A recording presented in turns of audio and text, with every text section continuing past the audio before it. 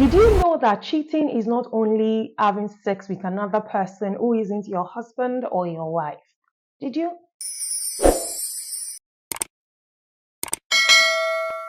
Today, I'm going to share with you 7 ways you're cheating on your spouse intentionally or unintentionally without having sex with another person.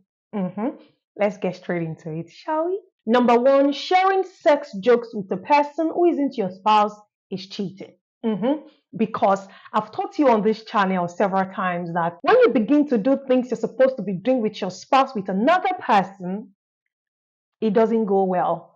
Sharing sex jokes with someone who is not your spouse is cheating. Yes, because believe you me, you do not want your spouse to see those jokes. You don't want her to see it. You don't want him to see it. And when you begin to do stuff like that, sharing sex jokes, it can lead to what you think you do not want. Or, oh, you can handle it. You believe that you can handle it. It's just sex jokes now. I can handle it. You are just playing around. You are just, fooling around. My darling, you don't know what is in the mind of that person, right? And you think that you're just joking around, but no, you might have started building some things in the person's mind, and the person is already seeing you beyond what you're doing. They're already lusting over you, right? They're already doing those things in their head, or you're already doing those things in your head without doing it physically. And when you've started doing it in your mind, my dear, it don't happen already. You are cheating, okay? So if you are sharing sex jokes with someone, stop it. Number two, deleting messages you do not want your spouse to read. If you do this, if you are doing this, you're already cheating. Marriage is about being open. You cannot be secretive in marriage. So when you realize that you started deleting messages, like maybe intentionally or unintentionally, like, my wife must not see this thing. I bring it to you that you started cheating, right? It's better for you to not get to the point where you start deleting those messages because sometimes you forget.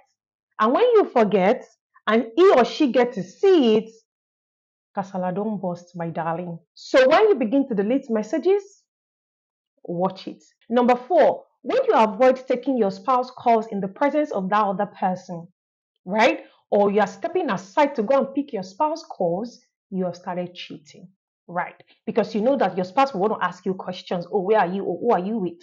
And then you know, oh, sorry, excuse me. You go and pick your call. You don't want that person to know that you're married. Or some people are even comfortable. Some people even know that the person they are with is married. So, I mean, when you already get to that point, I mean, you know that you're already cheating, right?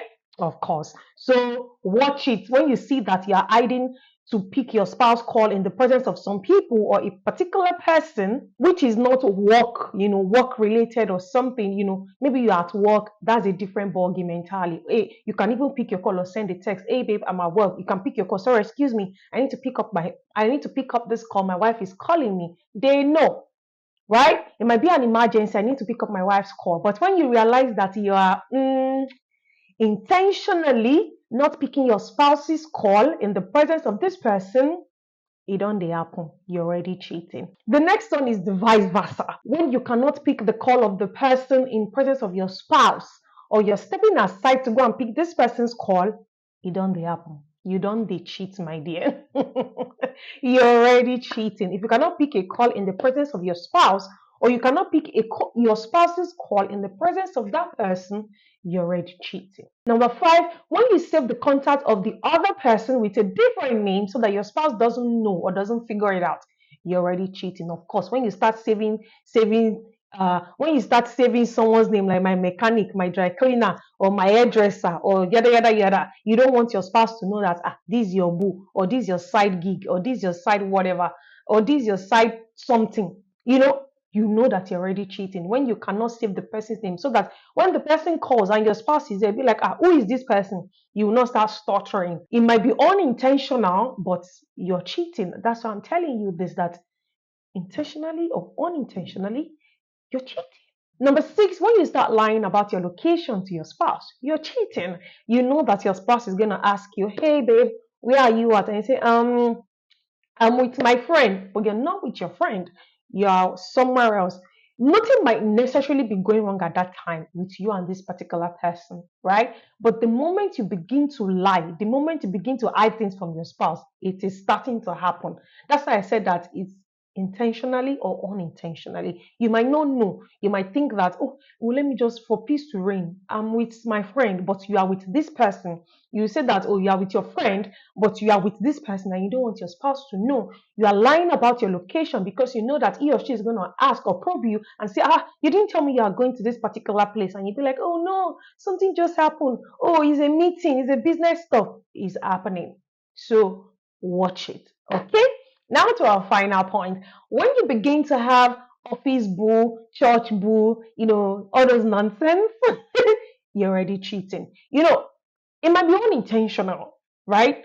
It might just be like you have a soft spot for this person, and then it's like, oh, that's my office boo, oh, that's my office, yada yada yada, whatever names you guys call yourselves, right? You're cheating. Imagine your spouse coming to your office and then he or she is being embarrassed or thrown aback, hearing that my husband has an office boo or my wife has a man in the office that is a boo, and I know that sometimes it's unintentional. You're just kind or you're just nice to this person, and then you don't know when they're taking it far. That's why you need to set boundaries. I've said it several times in your office, at your workspace, whatever it is that you do, set boundaries. Yes, you are kind. Yes, you are a nice person, but let them know that you're married. You can't be using those endearing words with other people that you're supposed to be using for your wife or for your husband. You are already cheating.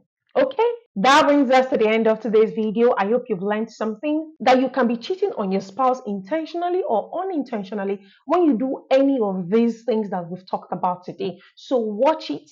For you to enjoy your marriage, for you to be happy in marriage, you need to watch all of these things. Intentionally watch them. Perhaps you are doing them and you do not know. That's why we are telling you this. That's why I'm here to tell you that you need to watch it. You need to, retrace your steps for you not to bring problems into your marriage, for you not to start explaining, you go explain higher, for you not to get to that point, right? Watch it. Thank you very much for watching. Kindly share and subscribe. Drop a comment below. You can also share other points. That people are cheating on their spouse without sleeping with other people. Let us learn together. My name is Damilola Gloville. I help couples enjoy marriage, and I'll see you in my next video.